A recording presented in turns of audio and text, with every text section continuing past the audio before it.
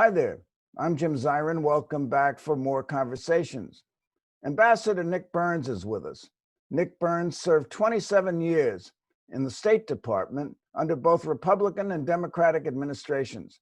He has been a vocal critic of the Trump foreign policy of withdrawal, in which we have opted out of multilateral agreements in favor of going it alone.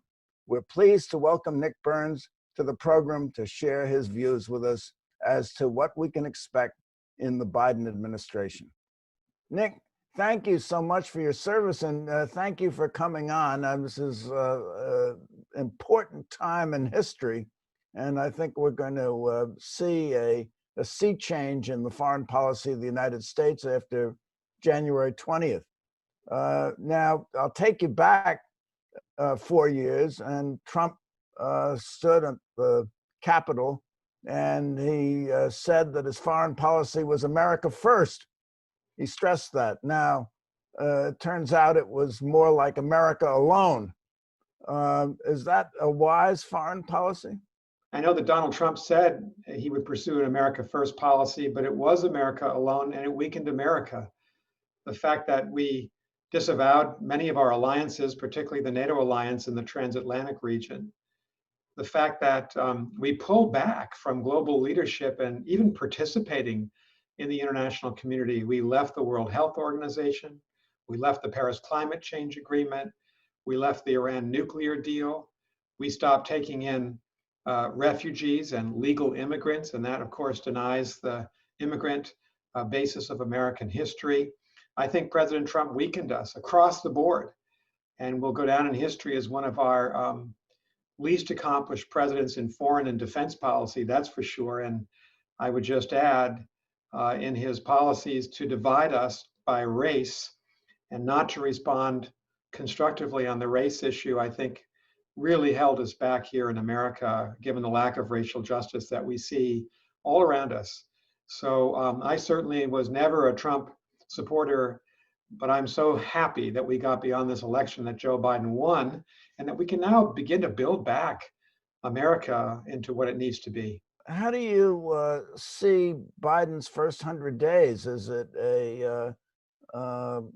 you think he has to pursue a policy of repair and build, or should he be taking on some of the big issues that continue to plague us, such as North Korea, China, Iran, and the like? I think he's been forecasting for us, before the election, but certainly even since the election. He's been pretty clear about what his priorities are going to be. I'd say first priority, foreign policy begins at home. President-elect Biden has been signaling quite strongly, and he's right to do this. We've got to focus on the pandemic. We've got to focus inside the country and help the country get beyond this terrible, terrible coronavirus, where so many people have died in the United States, over 300,000 people dead and millions infected. And this vaccine rollout is going to be, it's going to take months, many months for every American to feel the positive force of it. He's been saying we have to focus on the recession and returning to growth. And the recession and the coronavirus have exposed a lot of the inequities in our society. Middle-class people, low-income people have been hit hardest. And certainly the race issue, where President-elect Biden, I think, has been saying all the right things and doing all the right things to try to bring us back to have this conviction that we've got to pursue racial justice.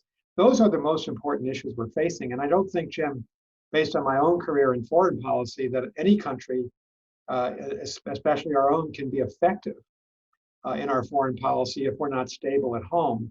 So tending to the home front is the most important thing we can do. On foreign policy, Joe Biden's been very clear. We'll return to the Paris Climate Change Agreement on January 20th. We'll return to the World Health Organization on January 20th. He's been a big proponent of alliances in his career, and especially so in NATO. I know that I was ambassador to NATO on 9/11 and in the 3 years following, and I remember then Senator Biden coming out to visit us at NATO and being extraordinarily helpful at a really difficult time during the Iraq War to try to keep America, together with its allies. And so that's another area where I think he's going to be very strong in NATO, in our East Asian alliances, bringing us back, because President Trump pushed him away. So I think you'll see an activist president, someone who understands American leadership in the world is important, but someone who also understands we've got to be focused on the home front first and foremost. Well, he pursued a foreign policy of withdrawal, and he certainly chose to opt out of multilateral agreements, instead saying that he preferred bilateral agreements. But let's take some of these multilateral agreements that Obama left him with. Well, I mean, the fact is that climate change is arguably the most significant challenge we're going to face as a globe, as a human community, all 7.6 billion of us in the next 10 to 20 to 30 years. Paris was the first agreement that brought us all together into one room, that had to speak with one voice, every country in the world, to say we've got to reduce carbon emissions. It was imperfect because it didn't have enforcement mechanisms. Imperfect because maybe it didn't ask enough of some countries like China. But for the US to withdraw under President Trump and to be the only country in the world not in it, when we're the second largest carbon emitter now after China, that really struck most people around the world as selfish on the part of the United States. The American people aren't selfish, but President Trump certainly demonstrated that for the rest of the world to see. So going back to it means we've got to do our bit. This is for America that we're doing this, as well as the rest of the world. It's not a gift to the rest of the world, it's to take care of our own society. And so we've got to transform the economy. Japan and China and the European Union have all come out in the last several months to say they will be net carbon neutral by 2050. Can the United States say the same? I hope we'll be able to say the same. I hope that President-elect Biden will present a plan to the Congress, to Republicans and Democrats, that we can all agree to for the gradual transformation of our economy. And I do think one of his most interesting and important appointments early on is former Secretary of State John Kerry as his climate negotiator. And if the press reports are true that Gina McCarthy will come back, the former director of the EPA, to coordinate climate policy inside the White House, I think climate change might become one of the signature priorities of the Biden administration in the next several years. And I certainly support that. Now, well, let's move on to the Trans-Pacific Partnership. I mean, Trump made a convincing case that China was a trade outlaw, and the Trans-Pacific Partnership was designed to create an alliance to kind of hem China in and blunt its trade aspirations, and he withdrew from it. So now do you think we should try to get back in? The Trans-Pacific Partnership was the big American power play against China. It was meant to isolate China as a country that could not play by the trade rules. And it united the major democratic economies of the Pacific Rim. It was a very important initiative. President Trump walked away, and I think he made a lot of mistakes as president, thousands of them. This was one of the biggest. It's not going to be so easy, I think, for President-elect Biden to come back. First, I think, again, you have to focus on at home first. I don't believe that trade is going to be something he turns to. I wouldn't predict in the first couple of months of his presidency. Second, I think trade agreements, a lot of Americans have doubts about trade agreements. This could be very politically difficult to get American citizens behind it, to get either party behind a big new trade deal. Maybe the USMC agreement, the US-Mexico-Canada agreement, this was one of the achievements of President Trump. There were built-in environmental and labor standards that unions supported, the Democratic Party, the left of the party could support. That might be a prototype of the kind of future trade deal that the United States should be involved in. But I think we're going to have to see some improvements on the economy first, some spending in the United States to give relief to middle-income Americans, infrastructure spending, I would think, before you turn to a big trade agreement like this. I support free trade agreements, but I certainly think they ought to have adequate environmental standards and adequate labor standards. Well, yes, foreign policy does begin at home, and let's assume that he has a 50-50 Senate, or even if he doesn't, he'll have to seek bipartisan support for any of his economic measures. Do you think he'll be able to unite the country in that sense? I certainly hope so. Knowing President-elect Biden, he's someone, he means it when he says He'll serve every American. He'll be the president for all Americans, and even for the Americans, of course, who didn't vote for him. That's what a normal president would do. We just haven't had a normal president over the last 4 years of Donald Trump. I think a lot's going to be on the Republicans to decide, are they going to stand up to what America needs, which is more unity in Washington, a more functioning Congress, a Congress that can work with the White House. We haven't seen that in a long, long time. And I do hope the Republican Party will agree to work with President-elect Biden, because look what we've got to do. We've got to get through the pandemic, through the distribution of that vaccine. We've got to stimulate the economy to restore growth after this terrible recession. And so many people are out of work and are really hurting because they've lost their jobs because of the pandemic and the recession. He'll certainly have a lot on his plate. I mean, is there a danger he'll try to take on too much, that he'll be overwhelmed with all these problems, both at home and abroad? You know, the one thing I really think, I was a supporter of President-elect Biden over the last 19 months. And I was an advisor, as you know, Jim, to his campaign. And I really think he's the right person to be leading us forward because he has so much experience on Capitol Hill. He'll have a very good sense of which issues to present first to Congress, where the priorities are, where issues can be, some issues might be delayed. He'll have a better sense of that because he understands the relationship between the executive branch and the legislative branch just about better than anybody else, given his decades of service in Washington as a senator, chairman of the committee, 8 years as vice president. So I don't worry about that. I also think, Jim, he's building a really good team of people who are very experienced. And boy, we don't need people to come in who've never been to Washington and try to run the most complicated institution in our society, and that's the federal government. You need experience to do this, not on-the-job training. And President-elect Biden's put together, the cabinet's not fully appointed yet, but this is a very experienced cabinet with people who know what they're doing, and they'll be able to, they'll be able to walk forward from day one with a lot of confidence. I also think, and this is very important, this is going to be the most diverse cabinet in the history of the United States in terms of the representation of women, of African Americans, of Latino and Asian Americans, of LGBTQ Americans, now with the appointment of Pete Buttigieg as a transportation secretary. It's about time that it's more than past time that we had a cabinet that looked like America, that represented lots of different groups in our society. And you can see that this is, I see it in my classroom at Harvard, very important. Diversity is a strength, and we're seeing that in many of our institutions. We just hadn't seen it at the upper reaches of government until now. So I congratulate President-elect Biden and the Vice President-elect Kamala Harris and engineering a pretty impressive cabinet so far. Let's take a look at your old department, Nick, the Department of State. Not much diversity and inclusion over the last 4 years, has there? A number of ambassadors appointed of color. During President Obama and President Bush's time in office, we had a very high number of African-American ambassadors around the world. And in President Trump's time in office, we've had exactly, I think, 4 African-American ambassadors. That's down from, well more than 70, 80 ambassadors of color by the 2 previous administrations. And the State Department's been hollowed out. There's a crisis of morale. There's been a mass exodus of resignations at the senior, mid-level, and junior officer rank. The State Department's been sidelined.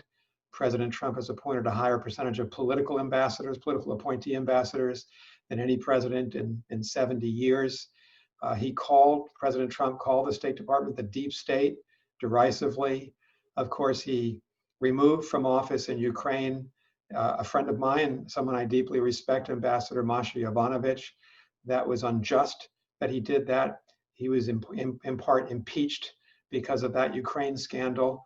I wish he had been removed from office by a vote of the US Senate. He should have been. And so the State Department's in really bad shape. And the one thing that gives me hope now is that Joe Biden and Kamala Harris and the Secretary of State designate, Tony Blinken, they are committed to reform the State Department and committed to bring it back onto the front lines of America, because we need a strong diplomacy. Well, one of the first things that the Trump administration did under Rex Tillerson, as Secretary of State, were these horrendous draconian budget cuts in the State Department. As a result of that we lost career Foreign Service officers even at the highest levels, and the department was completely demoralized. Do you see that it all comes down to money? Do you think money is going to be restored for the State Department in order to rebuild our diplomatic corps? I hope so. Two colleagues of mine from the Foreign Service, Ambassador Mark Grossman and Ambassador Marcy Reese and I worked for the last couple of years on a big research project to think through how you'd reform the State Department. And we've just issued our report through the Harvard Kennedy School, and we think the State Department needs to be larger. We need more people in the field, not many more, but you'd probably need 1,800 to 2,000 new officers. You've got to train people properly. We've got to take in more young African American and Latino citizens of the United States to become officers, because we don't look like America right now. We've talked about that before. We're advocating an ROTC type program to go into historically Black colleges, to go into underrepresented communities, to encourage smart young people in high school and college to think about public service and to think about serving in the State Department across a full career. And so we're dedicated to this. And I think the new administration is going to be all over this. I think they're going to be pushing reform forward. And I think you'll see a much stronger State Department in the next 4 years.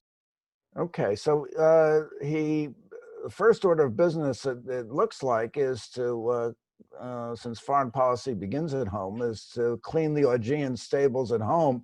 But we also have tremendous national security problems. I mean, Trump walked out of the Iran nuclear deal, and now I don't know where we're left with Iran.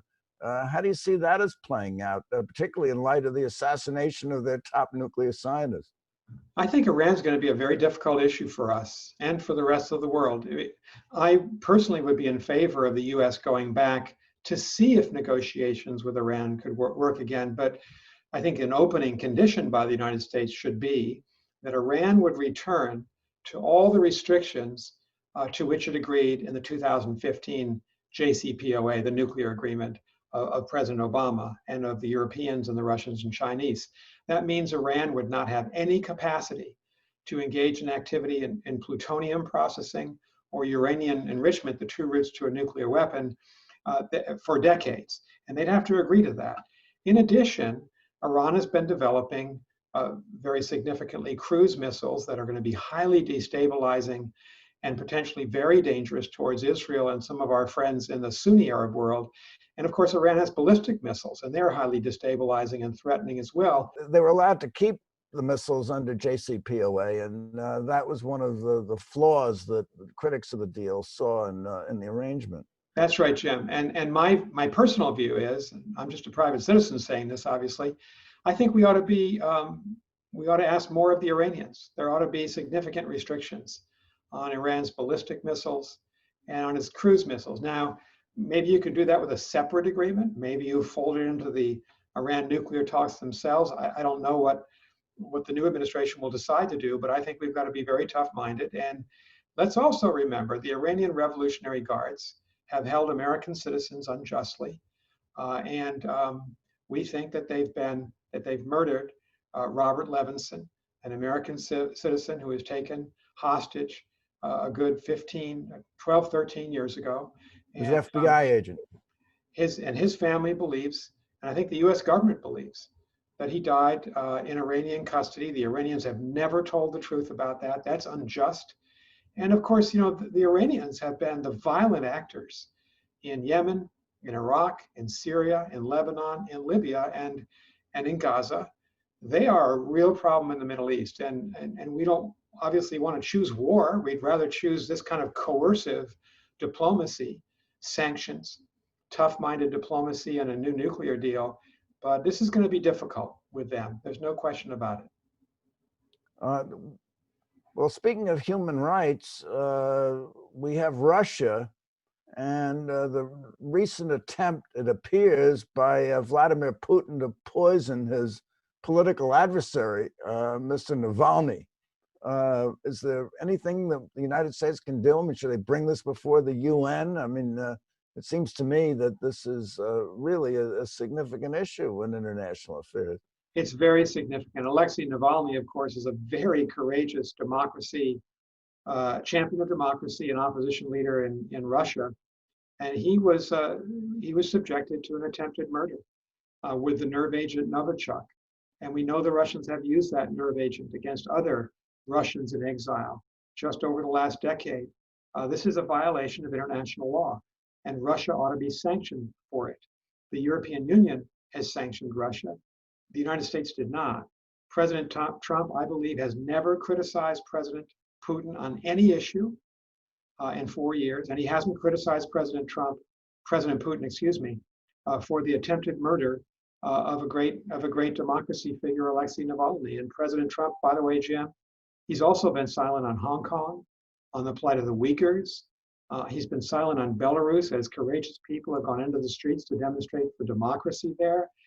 This is the first American president in a long, long time who's been utterly silent as authoritarian countries like China and Russia and North Korea, they run rampant over the people in their societies who want freedom of speech. And our president has not said a word about it. And so that American voice is very important in the world. It's very powerful. And I think Joe Biden's going to bring back an American attention to human rights, which of course he should. Well, after going to the UN and threatening North Korea with the fire and fury that he was going to blow them off the face of the earth, Trump then had 3 meetings with Kim Jong-un, claimed he'd fallen in love. And then the meeting stopped and he didn't seem to get anywhere in terms of anything concrete. Do you think President Biden, when he becomes President Biden, should meet with Kim Jong-un and revive these discussions? You got to learn from history. The old saying, fool me once, shame on you, fool me twice, shame on me. I wouldn't recommend that an American president sit down again with Kim Jong-un, not for the foreseeable future. Look, Jim, I actually thought, and I rarely agreed with Donald Trump on anything, but I thought he was right to try diplomacy, a personal meeting with Kim Jong-un back in Singapore, as you'll remember, in the summer of 2018, because no American official had ever met with Kim Jong-un. And so it made sense in an authoritarian democracy where Kim makes all the decisions, we sit down with him to see if he was serious. But I think I would fault President Trump for the second and third meetings that he had, because Kim gave the United States nothing. He didn't make a single action that was constructive and that would lead anybody to believe that he was going to denuclearize, which of course is the only demand that we can have. Shut down your entire nuclear weapons program and deconstruct it. And that's the will of the United Nations, by the way, not just the United States. And so I thought President Trump stayed with it for too long. And it was embarrassing for President Trump to treat him with such kid gloves and talk about love letters and they were in love and all this stuff.